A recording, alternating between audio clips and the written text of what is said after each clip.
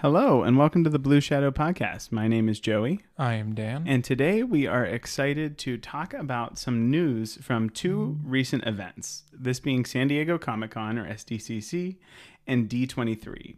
There have been a few different things that have to do with Star Wars that have been announced here, and we didn't do individual videos on them, but we wanted to take some time and, go through and talk about them. And the way this is going to work is I'm going to take the excerpts from StarWars.com. So I'll read their officially released information, and then Dan and I are going to talk about them for a predetermined amount of time. If you're familiar with ESPN's Pardon the Interruption, it's going to be like that. We tend to be a little long-winded, so we wanted to keep this tight, get our most concise thoughts out, and we'll do that using a kind of a time format. And we'll tell you how long we'll be talking after we do the initial discussion. Yes, we've threatened ourselves with a time limit a couple times before, especially off air, and decided it's time to pull the trigger. I think it is. There's a lot to talk about, so we'll keep it. We like to talk. A lot. We could talk for hours if we could.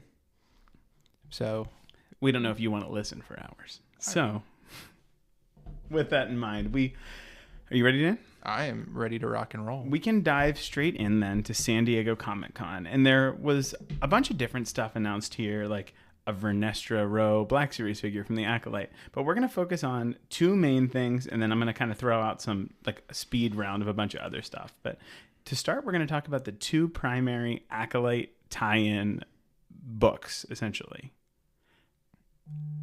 Dan, just before we start, you're not the biggest Star Wars reader, but are you excited that we're getting Acolyte books? Yes. I'm, like you said, I'm not a big Star Wars reader. I don't read books like that. It's just not what I'm into reading. I'm not a huge reader. So when I do, for example, I'm just now getting through Dooku Jedi Lost. But I'm very excited because any Star Wars content is good content. And any content that will flesh out a new story is better content. Mm-hmm. I am in the same vein. I think I read Star Wars books a little bit more than you do. And then I kind of get lost in the woods and have a lot of them just kind of sitting there. But I am excited about these. I love the Acolyte. So the first one of these is called Wayseeker by Justina Ireland. And I'm going to read the synopsis now. Before the Acolyte, Vernestra Rowe must find her place in the Jedi Order. Vernestra Rowe has spent over a decade exploring the Outer Rim as a wayseeker, answering to no other authority but the Force itself.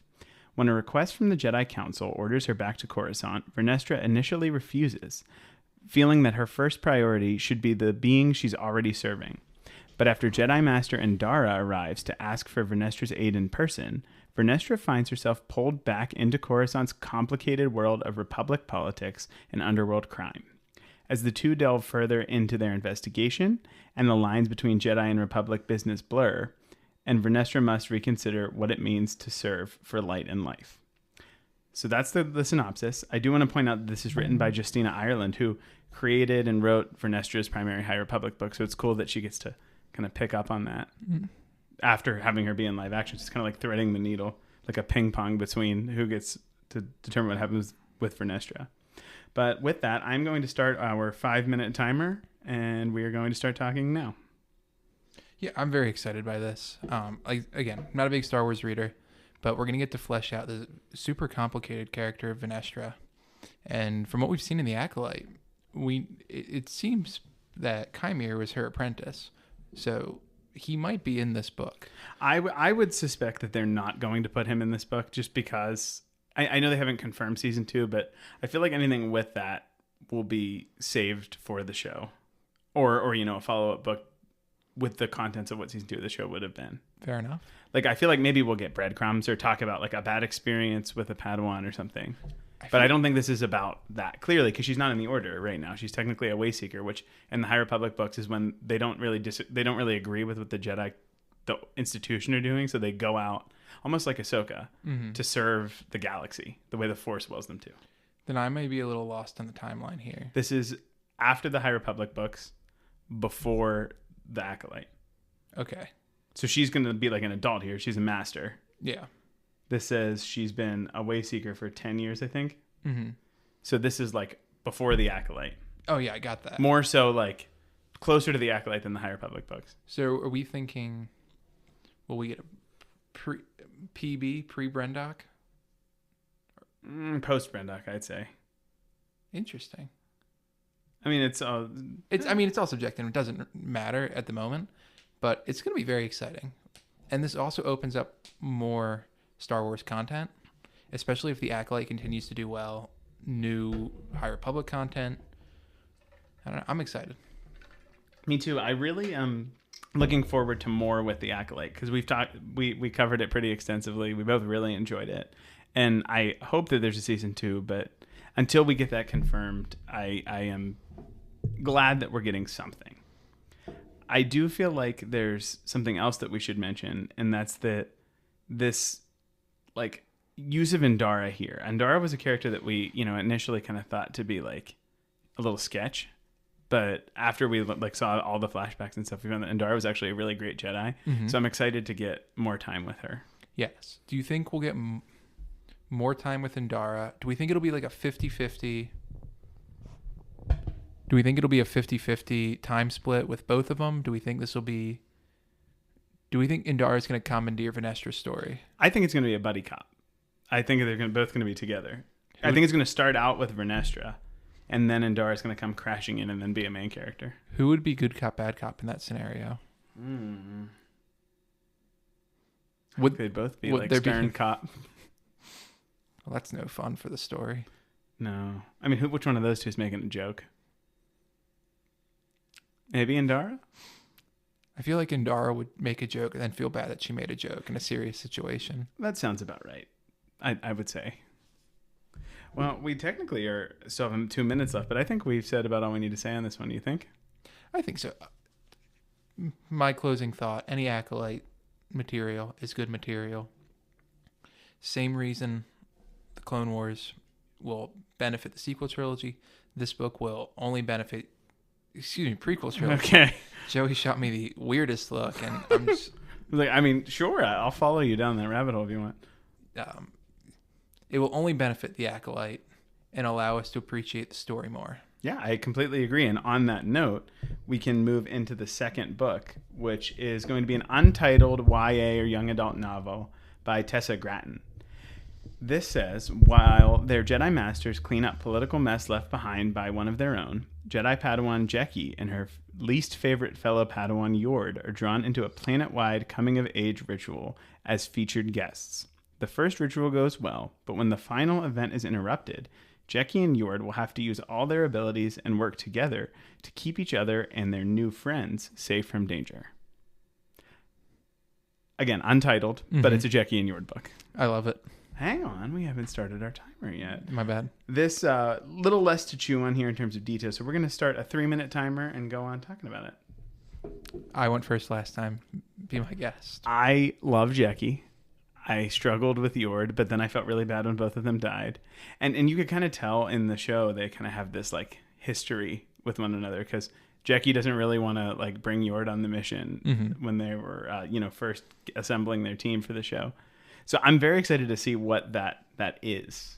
And I think if they were going to pick, typically with Star Wars books, they pick characters that they're like not going to really follow much up on, at least immediately. And I think these are a great choice for that reason. They're not going to show up. There's nothing that's really going to happen with them. Spoilers, I guess, for the Acolyte, but yeah, I also think it's really interesting too that they were Padawans at the same time. It makes you wonder, was Jeki a new Padawan, Yord an older Padawan? I feel like that had to be it, right? Or because like Yord, he would have to be like either like. I think regardless, he would have to be like pretty freshly minted, but he has a Padawan, so it's kind of intriguing. It is intriguing. I feel like Yord would be the one to get a Padawan right away.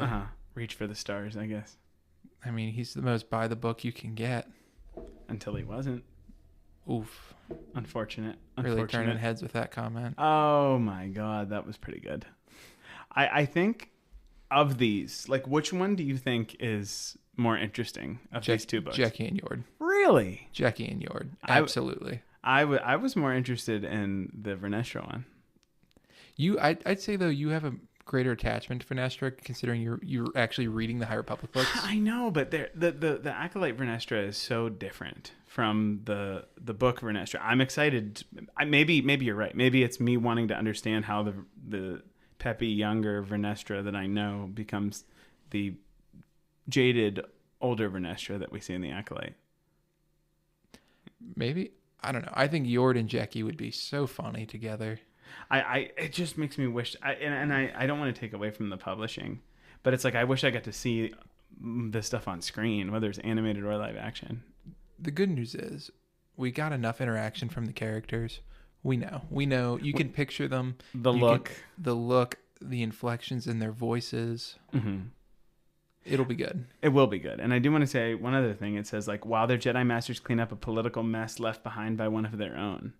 What's that about? So that means Sol will probably be in it. I hope Ki-Adi-Mundi is Yord's master. That's really my... Oh my goodness, That's my major hope. They align so well. They do. Could this be the same political mess that Vernestra is being pulled back to deal with? Maybe.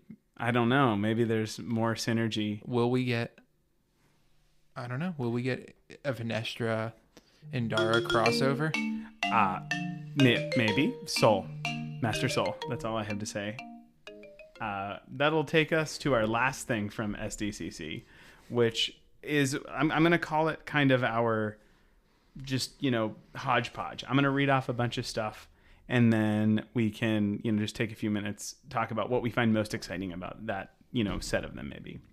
So for the other things that were announced, we have a Kelnaka one-shot comic, Art of the High Republic, Art of the Acolyte, Acolyte visual guide, Art of Star Wars Outlaws, the timeline confirmation of where the mainline Star Wars comics are going to be. They're going to shift from pre-Return of the Jedi now to like the Battle of Jakku area post-Return of the Jedi. Mm-hmm. And then that's kind of all that was really announced other than the Vernestra Black series, which I might buy. You never know.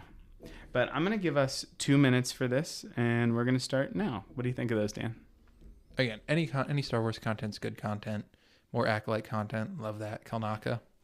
Pretty cool. Do you think it'll be the one-shot comic? Do you think it'll be more pre or post Brendock? Will this be Kelnaka in isolation or back when he's thriving? It seems like from the pictures they put out, thriving. So I would either say before Brendock or before isolation on Kofar.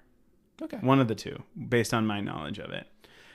My personal favorite of this, and I likely will end up getting this, my favorite things are like the art of books. I have the art of the Rise of Skywalker, and it's just so cool to see like what could have been, how what was drawn reflects what you actually get, like the pieces that they clearly took and ran with. And seeing that for the Acolyte, where they're kind of visually defining this whole new era, will be really exciting, I think, for me. And we're going to talk a little bit about some concept art of the Acolyte later on in the episode. But for me, that's what I'm most excited for. I did want to say one other thing. The comic era, I was really hoping for... So, they had done between A New Hope and Empire. They did between Empire and Return of the Jedi. I was hoping for pre-Phantom Menace or in between Last Jedi and Rise of Skywalker or something. I think we have a little bit of saturation in the original trilogy or immediately post original trilogy. I would like to see something different. What do you think about that? I disagree. I think they are going to start fleshing out the sequel trilogy. Now I said it and I meant it. Didn't accidentally misspeak. This will be starting to flesh out the sequel trilogy. Again, everything right now, Mandalorian Grogu, which we're going to talk about, is leading to the creation of the First Order. So you're telling me to be patient. I'm telling you to be patient. And you're right. I'd rather see it maybe in an animated show or in, something else rather than like the comics, which, let's be honest, I really don't read the comics much. Mm-hmm. So it's not for me anyway. Yeah. All right. So that takes us to the end of our San Diego Comic-Con news. It wasn't as in-depth as it could be, but I think for me, that's because we got, honestly, a lot at D23, more than I was expecting. Yes. Before we talk about what we got, I want to talk about what we didn't get. And there was a Lucasfilm animation panel, which I obviously, neither of us were at either of these events, but I was following pretty closely on Twitter. And in the animation panel, they brought out a bunch of people, and Vanessa Marshall, the voice of Hera, was there, and she said there's so much more to see. And then they didn't announce anything. So I just want to say I'm impatiently waiting for the announcement of the next animated show. That's all I have to say about that one. Right now, what do you think it'll be? 5, 4. Ventress Path show. Good answer. What do you think? 5, 4, 3. Sequels. Hey, we're finally fleshing it out. You promised. I think so. I think it's time. I do. I think we've sat with them enough. It's time. For me, I would want it between Rise of Skywalker and Last Jedi and Rise of Skywalker. There's a year in between. I wish that was a little longer personally, but there's a year in between, and I think that would be the most dynamic place to explore without pushing forward into new stuff. I like it. Yeah, me too. So anyway, that's something that we didn't get, but I'm going to start off by talking about D23. They had their Lucasfilm, or their storytelling panel and their Lucasfilm panel. There was a bunch of different stuff. But we're going to start with talking about Skeleton Crew. And I'm going to read the synopsis from StarWars.com, and that says, Jude Law, who plays the enigmatic Jod Nanawood. What a Star Wars name. Am I right? Not what I would picture that name going with. Jod Nanawood. I would you could have seen Jod Nanawood. I don't know. It's weird. I love it. Jod Nanawood introduced the world's first look at footage from the forthcoming series created by Spider-Man Homecoming director John Watts and writer Christopher Ford. Following the adventures of 4 kids, Wim, Fern, KB, and Neil, the trailer gives us a glimpse at a mysterious discovery and the journey ahead as the foursome are hurtled into a strange and dangerous galaxy. I fell in love with Star Wars when I was a 10-year-old boy, Law told the audience, and what I love most about this series is that it's told through the perspective of the kids. It means a great deal for me to be a part of the Star Wars galaxy. So all that information taken, we got a trailer for this series, which was really, really exciting. And we can discuss our thoughts on that trailer right now, which we are going to do for 6 minutes. Fun. It looks fun. More so than anything else I think we've gotten recently from Star Wars. And I think with the Acolyte, we talked about refreshing. And this is that, but skewed fun. Yes. And I think we need that right now. I think when I first heard about Skeleton Crew, I did not think it would be going in this direction. Did you think it was going to be like a grim and gritty pirate show? I did. And it seems like that's kind of in there. It is, but I feel... Vane from The Mandalorian season 3 is there. I want a Hondo cameo. I think we'll get one. I mean, he literally could go anywhere in the Star Wars galaxy. And I don't think anyone would bat an eye. But I think this would be really great. And we know he's alive during this time because he's alive all the way into the sequel trilogy with Galaxy's Edge. I really liked it. I loved seeing suburban Star Wars in the trailer. It literally looks like where I grew up. And I mean, I know we're from very similar areas and opposite sides of Pennsylvania. It probably looks like your home area too. It does. And no different than other teachers telling us that this is going to be the most important test we're ever going to take. Every single test is the most important test you're ever going to take. Absolutely define our future. Every single time. Always the most important one. So it felt very Star Wars-y too, in that we had excuse us, I'm not super familiar with the character names other than Jod Nanawood and Neil. Neil is we think Ortolan, like Max Rebo, which is pretty. We can talk about that after. That's not as crucial right now, but I love seeing the one character who's clearly Luke Skywalker looking off at the sunset, reading about the Jedi, thinking he's encountering a Jedi temple, saying to Jod, "Oh, you're a Jedi." That to me radiates Luke Skywalker energy. It reminds me of Rey. Oh, it is. It's like a fusion almost of them. Yeah. This. Everybody knows about the Jedi. And everybody wants to meet a Jedi. Everybody wants to see coming to contact with the Force. Again, I talk about the mythical aspects of Star Wars all the time, and the Jedi are just that. And it almost looks like it's a romanticized story of Luke, kind of, with the Rancor and the green lightsaber. I don't know. And we know by the time of the sequel trilogy, it's a myth that Luke Skywalker saved the galaxy and all that. So I thought that was really cool. Do you think that Jod is a Jedi or or just a Force user, or something like Haja is faking it? What do you think? I don't think he's faking it. Is he like Kanan in that sense, of where he's hiding it out of necessity? That would be, if it was Jedi, that's what it would be, I feel like. Right? And I don't know that I want that. No. I would rather him be a Force user, just someone who uses the Force, but isn't there's no order to join right now. I mean, Luke's trying, but he's not there yet. Yeah, it just goes back to what is a Jedi. And is he a Jedi? Is he trying to emulate a Jedi, or is he kind of like a Han Solo type who's just out for himself? Yeah. I mean, I feel like you have to be at this time. I think it's this, like, there's so many little nuggets of things that go in 18 different directions with the show. And I think that's the most interesting part of it. It seems totally, again, much like The Acolyte, something like we've never gotten before, even though it's set in the Mandalorian timeline. Yeah. Like, part of the timeline. I don't think it needs to be, though, at least right now that we know of. Mm-hmm. I think the story's going to be about the kids, which I'm excited about. Yeah. It just, again, it goes back to fun. It looks fun. It's going to be almost Indiana Jones-esque. Just here's an adventure. Mm-hmm. We're going to follow them. I feel like E.T. and the Goonies, it felt like that kind of stuff to me. Mm-hmm. Which, Kathleen Kennedy was involved with those. So, like, maybe it kind of makes sense. Yeah. But it was, I just I'm more excited after seeing the footage than I thought I was going to be. It's not what I thought it was going to be at all. And we generally are pretty open-minded in what we want from Star Wars. We'll pretty much take whatever they give us and then digest it in our own ways. But I'm down for this. Like, I think things have been awful grim lately. Even Ahsoka, which had some hopeful swings, was pretty grim. Acolyte was pretty grim. Andor is grim. I make Star Wars hopeful again. No, I'm not even going to try and make that. No, it's okay. We don't need to It would sound like a sneeze. It would. Bless you. Thank you. Did you think what do you think of, like, the idea of, like, finding the ship? We know from the Lego set it's called the Onyx Cinder. It seems like a pretty cool ship, but what do you think about the concept of them, like, finding a ship and it propelling them off into the galaxy? I think well, why is it propelling them off into the galaxy? What is the purpose of the ship? Was the ship supposed to be going somewhere? Or was it, like, hidden there by, like, someone who lives there? And I know in Star Wars Celebration 2 years ago, they had shown footage, and it actually showed the perspective of the parents of these kids. Mm-hmm. And I'm sure we'll get that, but we just didn't get it in this first look. But I think it'll be interesting to, like, maybe one of the parents, it could belong to one of the parents or something. I just think there's so much to think about with this that I'm very excited for. It's almost like there's too much going on to say anything about it. And, like, we haven't really been given much. We've been given, like I said, just enough to send us in a bunch of different directions. Mm-hmm. And honestly, I think that's the way trailers should be. I feel like we've been getting a little too much in trailers these days. And I know you didn't even want to watch a trailer.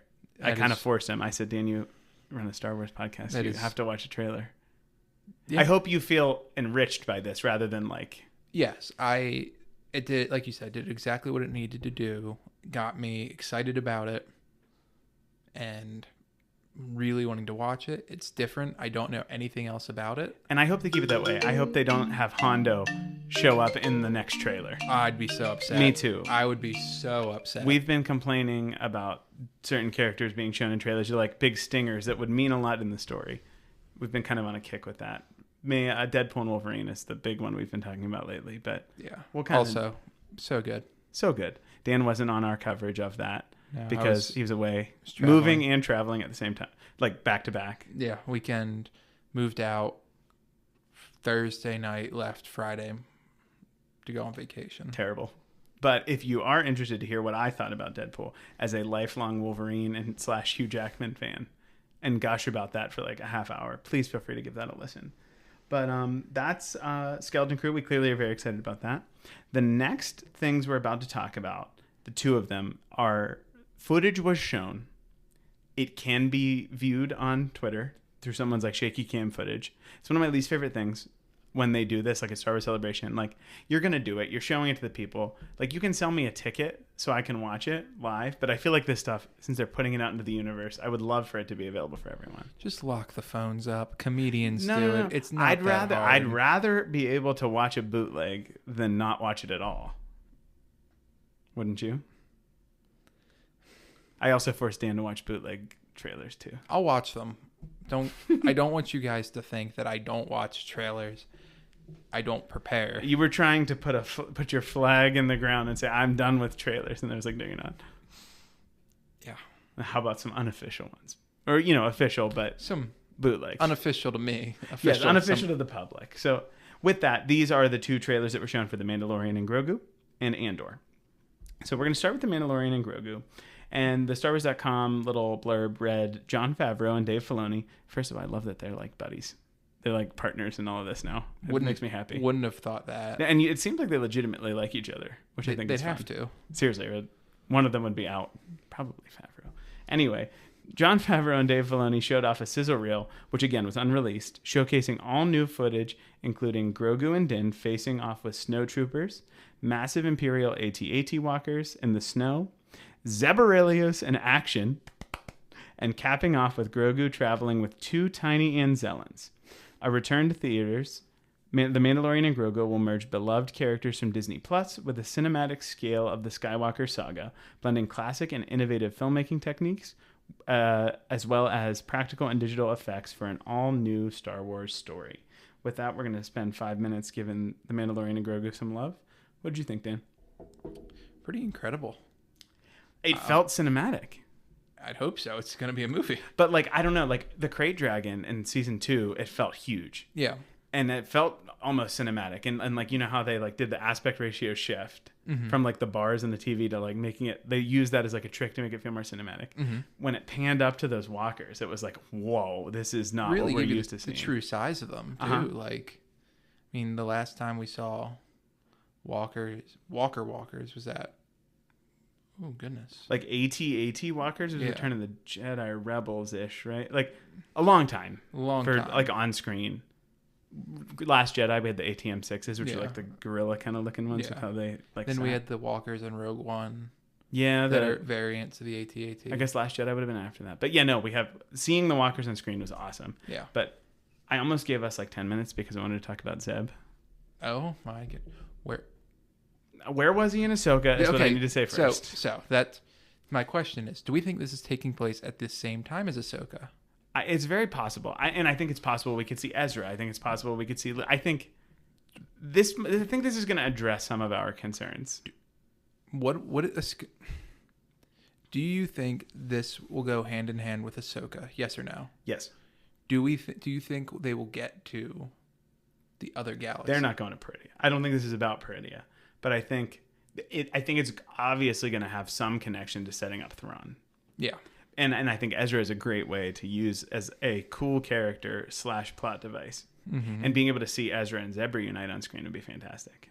Yes. Zeb, to me, I mean, maybe it's like maybe John and Dave needed the cinematic budget to bring Zeb to life. If they're going to do it, I want it to look good. And if they couldn't have made it look good for an extended sequence in Ahsoka, I'm glad they saved it. But he did feel like he was missing. He did. Can we talk about Zeb having a Razor Crest? Is it Zeb's Razor Crest? Do we know? I that's what I've seen speculated on. I don't know that it was necessarily confirmed. It looked like it's not Mando's Razor Crest. Well, obviously. It was incinerated. It looked like a more modern Razor Crest. Almost. It's like I just saw this video of like a sleeker EV like Volkswagen buggy. They kind of look like that almost, maybe like a little smaller kind of in the cockpit too. I don't know. But I hope the N1 isn't. It's like I love the Razor Crest. Then I grew to love the N1. Now, if the Razor Crest 2 is back. I don't think it's Zeb's Razor Crest. You think it's Mando's Razor Crest? I don't think it's Mando's Razor Crest. Whose Razor Crest is it? That's a great question. I love this. I don't think Mando needs a new ship. No, because they went through the great lengths of introducing the N1. I don't think Zeb, as a New Republic pilot, would have use for a Razor Crest if he's in a fighter squadron. Yeah, it's true. Just wouldn't. Maybe it belongs to another character that we have yet to see. I think that's most likely. Are you going to say Hondo? I'm just kidding. No. I wonder who, though. Could be interesting. And there is a Razor Crest that we see in The Rise of Skywalker. And I we initially thought maybe it was... it's Jason Syndulla. Well, he would be in the Ghost, probably, right? I don't know. Maybe he's sneaking out at night from under Hera's watch. Ezra's helping him. See, that would be a good show I'd watch. The Adventures of Ezra and Jason. I think, though, that I would watch that show 100%. But I understand why this is the movie they're using as like their debut back to the movie theaters, because I feel like they wanted a surefire hit, and I think this at minimum is going to be watched because people want to see Grogu. Yeah, I do wish that there might have been another season of TV between Mandalorian season 3 in 2022 and this in 2026. It feels very far away. 2023. I'm so sorry. It wasn't 2022. 2023 and 2026. What would be there though? Because I don't think the Mandalorian, the titular character, is referring to Din Djarin anymore. You think it's Grogu? Bo-Katan.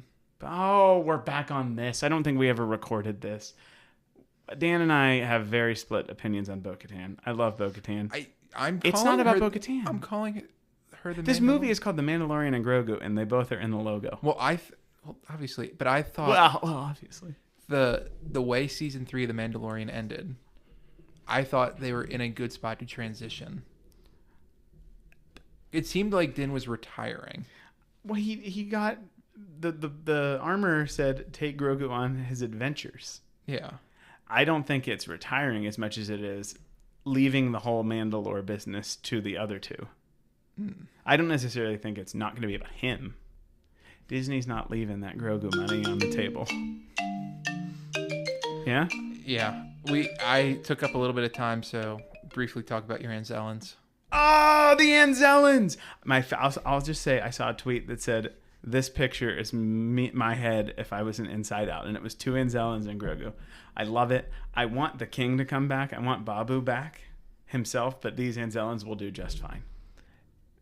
Maybe this is just me being insensitive. How do you know one of them is not Babu? I don't. But heck, it could be. The last time I saw a Star Wars movie in theaters, Babu Frick was in it. Let's hope the next time I do, Babu Frick will be in it again. And then we'll just keep it going forever. If I had 2 nickels that Babu Frick was in a Star Wars movie in theaters. If I had a nickel, I'm sorry, I botched the delivery. That's okay. We knew what you were doing. It was cute. All right. You good with that? Yeah. Now we're going to talk about Andor. I do want to say, do you have the notes pulled up?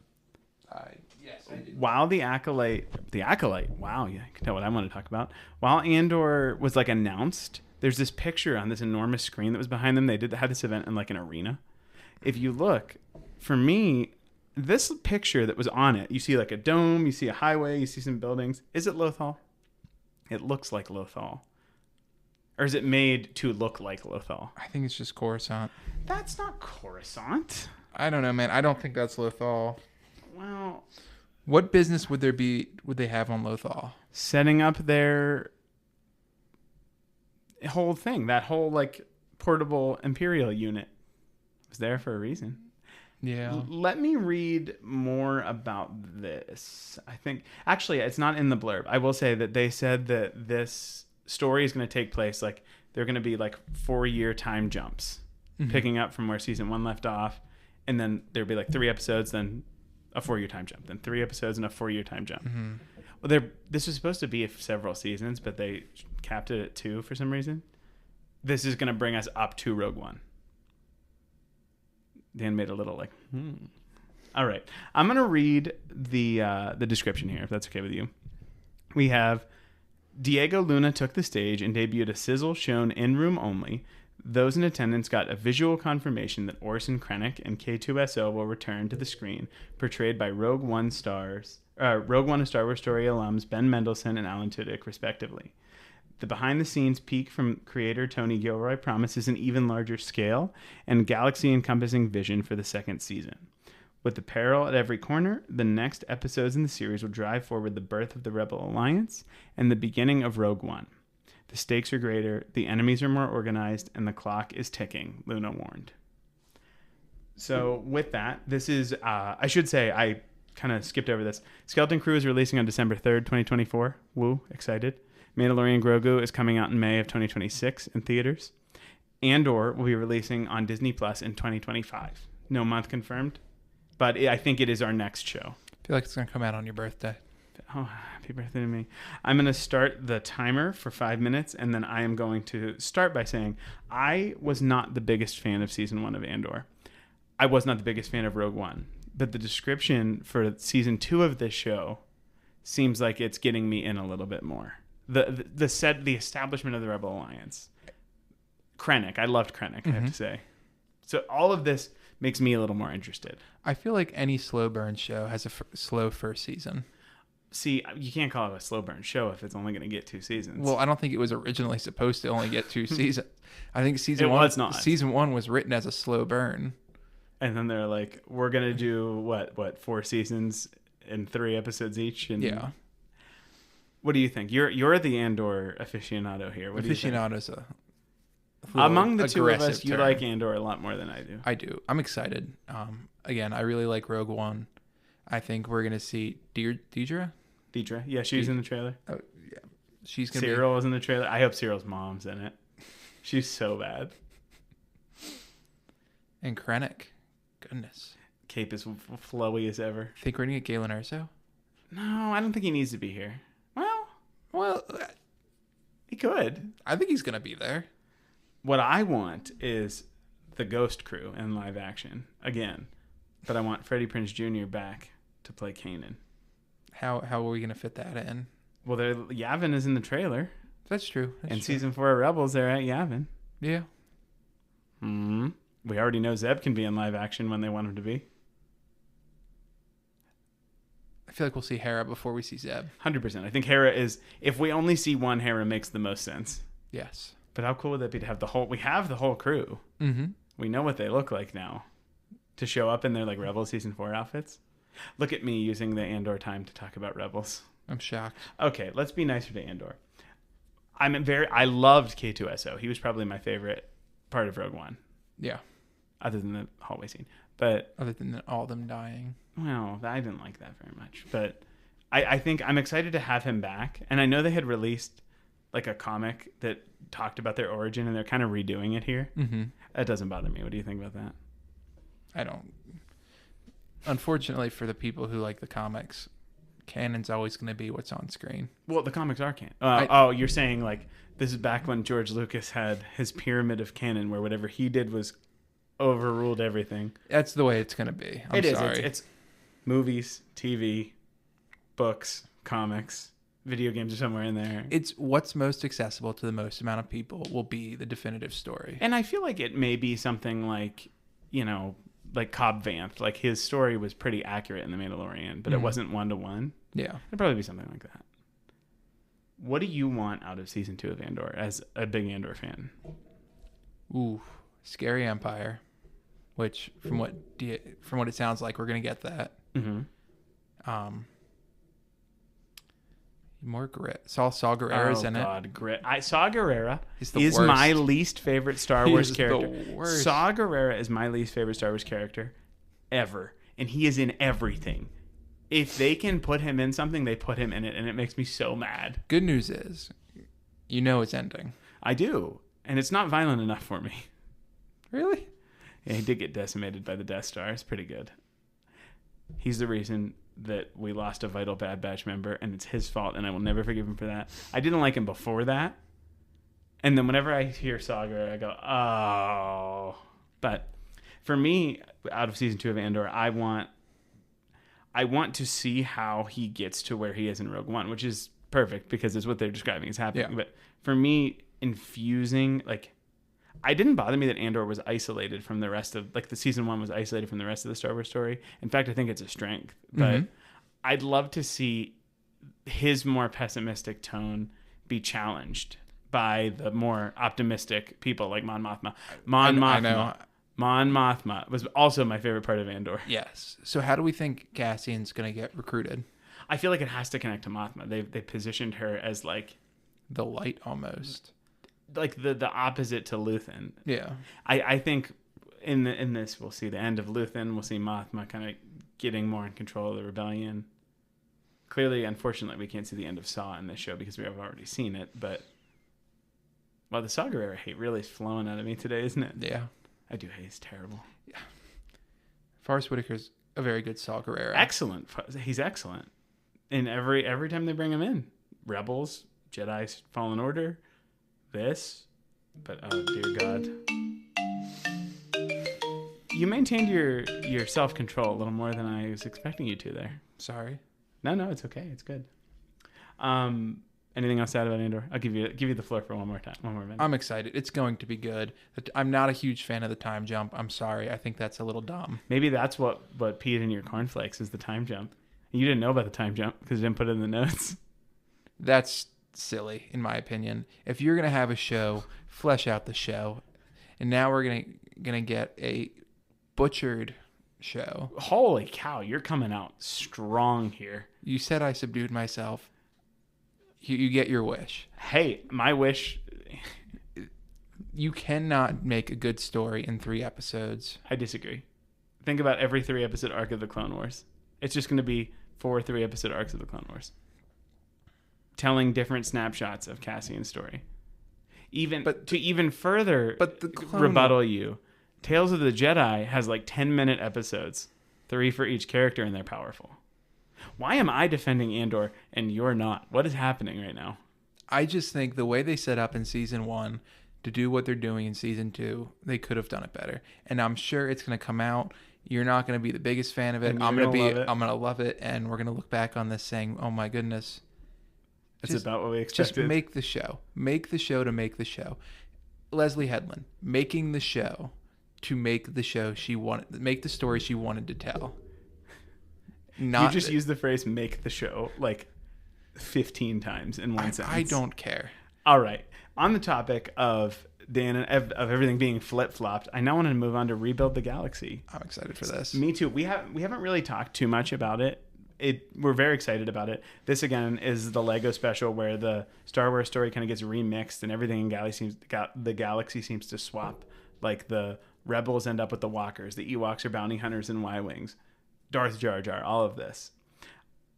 There is a trailer, but what for me was new here on top of the trailer was they released the cast. So I'm going to read the cast. I know some of them, I don't know some of them, but I'm going to read this off and then we'll talk about our thoughts and the trailer and all that.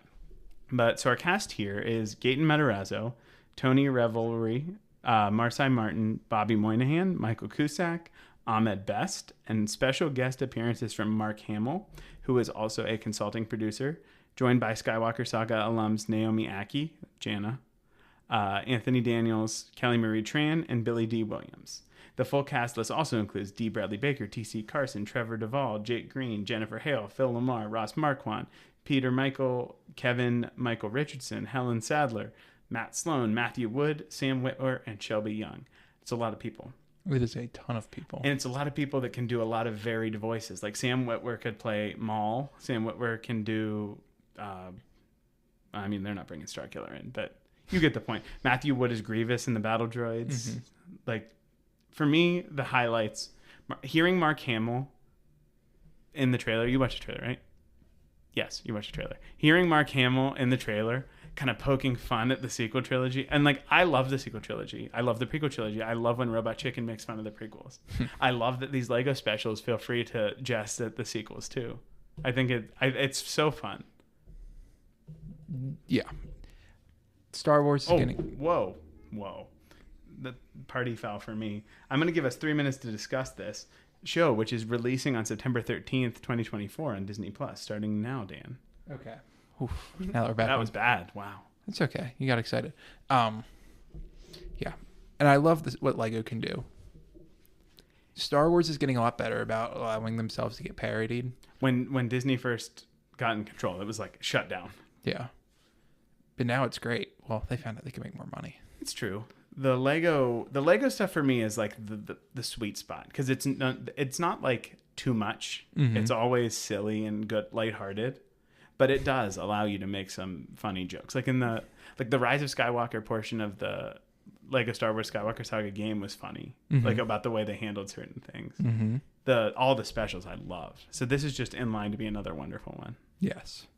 Do you have any particular they've shown a lot of mixed up things in this? Is there any one or two that jumped out at you? Oof, that's a good one. I loved the tie, with the X-wings. Yeah, they made that. That's a set you can buy. Is it new? Yeah, it just came out August 1st, and then it comes with one X-wing and one TIE fighter, and you can swap them. I know what Dan's buying.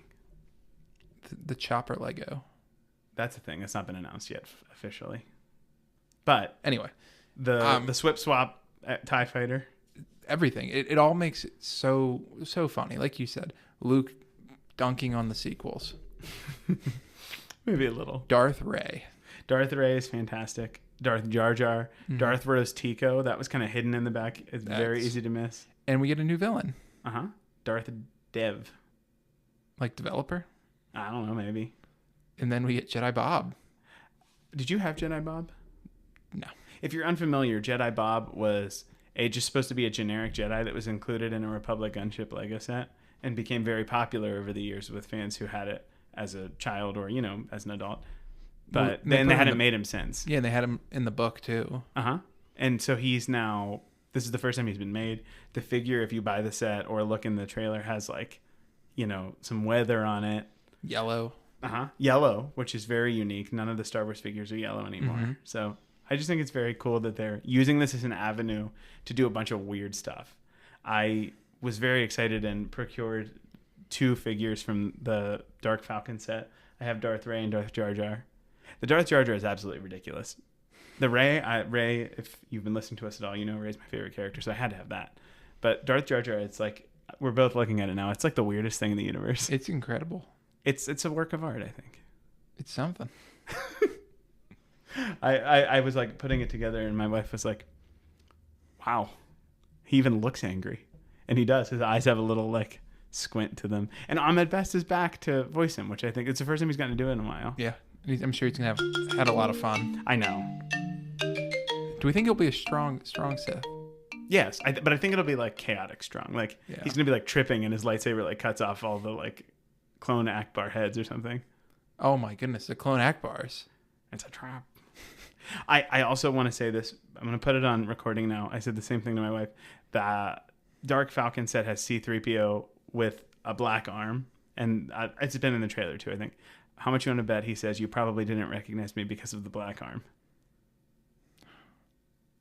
If you heard me sigh, it's because Joey's probably right. I am probably right about that one. Not right about many things. Yes, you are. Stop. Oh. Anyway, like I said, September 13th, 2024 on Disney Plus. I think it's just like a movie. I don't think it's a series. Well, I don't know how we're going to talk about it. We're going to just enjoy it. We're going to see what it is. We'll probably give it its own little video or something. Podcast get a little spin-off game. That'd be fun. Little mobile game. Yeah. Anyway. Lego Snap. Oh, God. We now have a few more quick things to talk about. The first is an update to Millennium Falcon Smuggler's Run. This is the Mandalorian update. Dave Filoni had announced that a new Mandalorian element heading to the Millennium Falcon Smuggler's Run, which is a playable update that will bring Din Djarin and Grogu to the interactive ride at Disney parks inside Star Wars Galaxy's Edge. I'm going to start a 2-minute timer to briefly discuss this. I am very excited about it. I think it's going to be a great addition. The ride itself is really immersive. Yeah. My only issue is that this is supposed to be a canon day set between The Last Jedi and The Rise of Skywalker. That was going to be my question to you. I mean, Mando and Grogu were there when I went there. Like, I saw them. Well, will it be canon?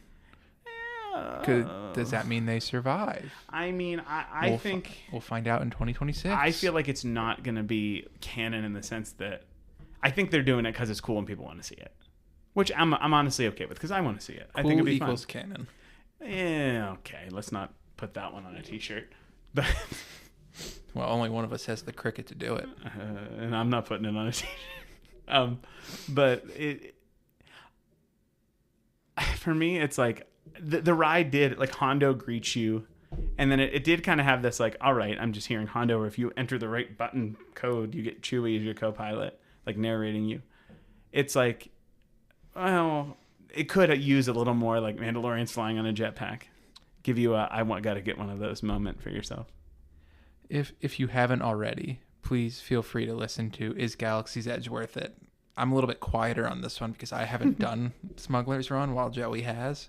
Yeah, that is something that I did have on our notes to say. We just released a little video, or 2-part video. It's not little at all. It's called Is Star Wars Galaxy's Edge Worth It, from the perspective of Star Wars fans. So if you were interested in seeing what our thoughts were, please feel free. Dan hasn't, and we kind of compared notes on what's there, what the options are, and what we think. But yeah, no, for me, I think it's a fun addition. I hope it's not like every single time you go on it, you get the Mandalorian and Grogu. It's kind of like Star Tours where you're like, what planet do you get? Yeah.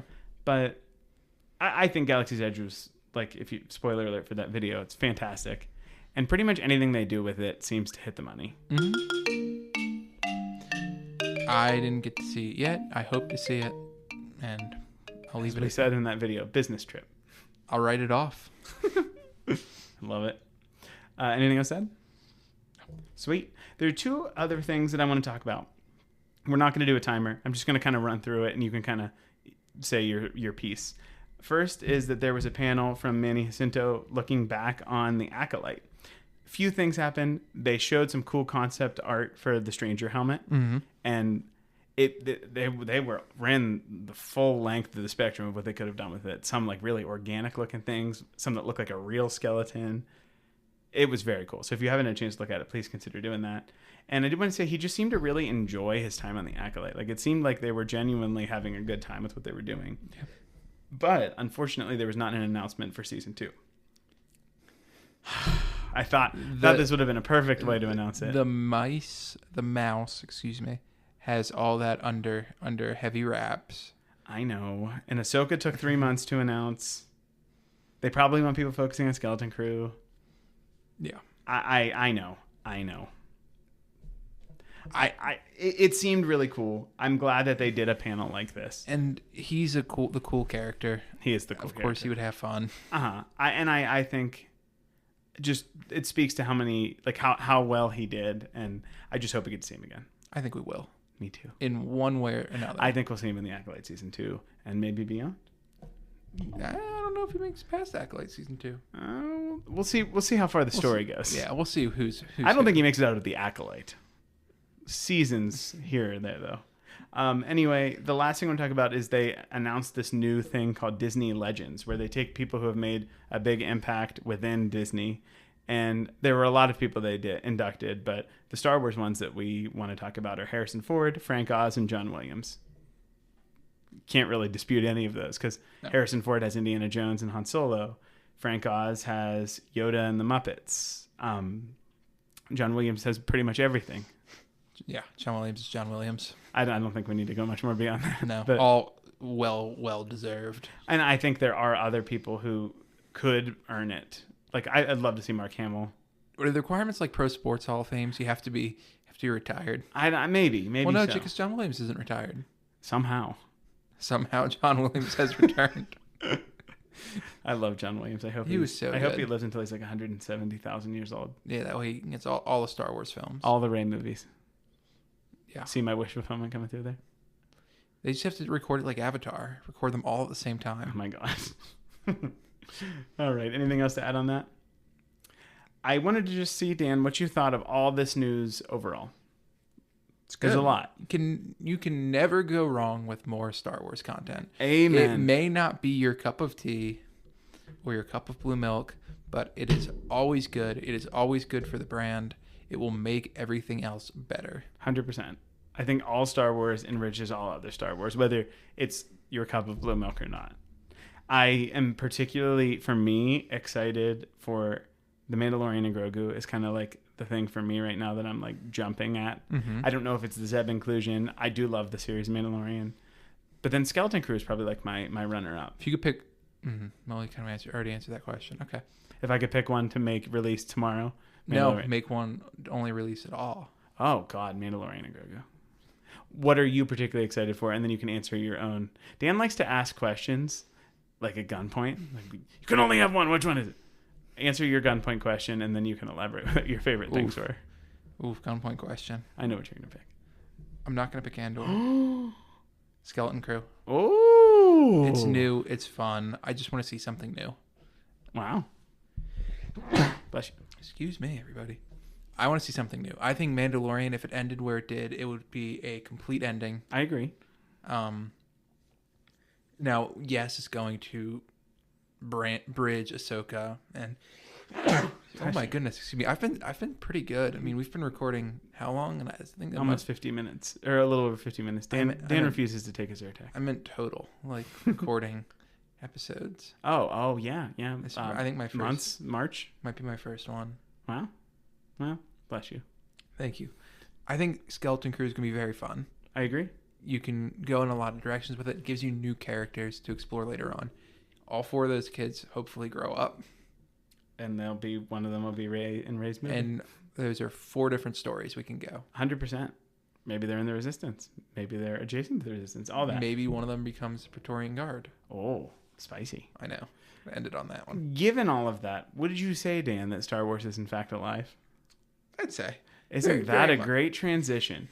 We have been seeing a lot of hate on the internet and a lot of love to balance it out. But a lot of people saying Star Wars, particularly surrounding the Acolyte, Disney Star Wars, blah, blah, blah. Star Wars is dead. Someone holding a funeral for Star Wars.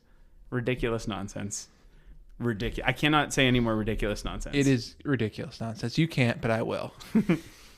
Star Wars is not dead. And to celebrate that, what are we doing? We put together a nice little list of our favorite Star Wars moments since the Disney acquisition. Mm-hmm. They can include any material.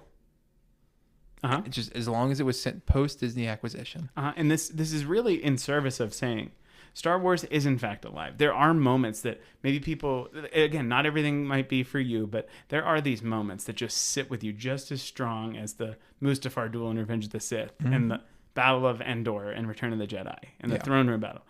So this is a whole new series. May hear some of those. You may.